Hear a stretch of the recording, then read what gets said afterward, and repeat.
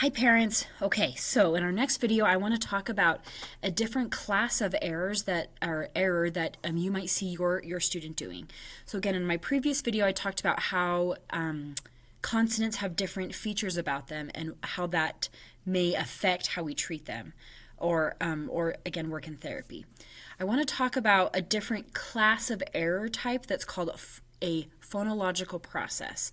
So a phonological process is a rule-based, predictable error that affects more than one sound. So some examples of that, one process is called final consonant deletion. So meaning a child says a word and they drop the end consonant, not just a T, but multiple consonants, T, D, F, K, etc. A few other processes that, again, are very common in students. One is called voicing, where they change the voicing of the intended sound. Another one is called fronting, where a sound that is made in the back is then produced in the front. So like a K turns into a T.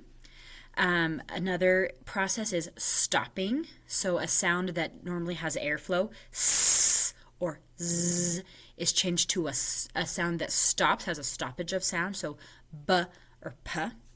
And then the last one I want to talk about is cluster reduction. Again, that's when in a word that has a cluster in it, so like spoon, the child drops one of the sounds in the cluster. So instead of spoon, they say poon or soon.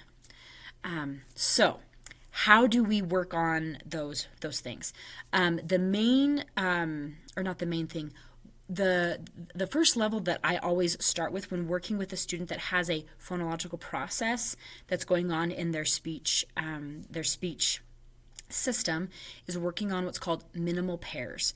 This is very powerful and strong because, again, the reason why research tells us the reason why that process is happening is our brain has learned a different language rule, which is why, again, it's happening across sounds, not just one sound. So how we can work on that is by saying words that have one of the rules different in them. So here's an example. So if the process is final consonant deletion, the minimal pair that we might use would be cow and then couch. So again, this one has a vowel at the end. It doesn't have a consonant, and then this one does have a consonant. So having a photo of a cow and a couch, saying the words with the child, them pointing at the word if I say a certain word, etc. An example for voicing might be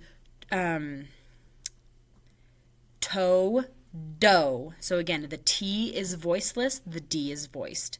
So seeing toe and then doe. An example for fronting might be T and then in the back key. So again, we're saying a sound in the front, a sound in the back. And then again, the brain is hearing that difference, seeing the photos that this one has a T, this one has a K.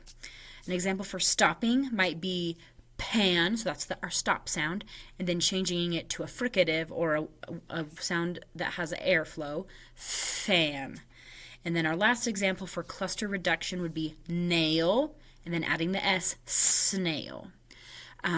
Working on minimal pairs is a very powerful tool because, again, it's helping the brain learn how those rules are different with sounds.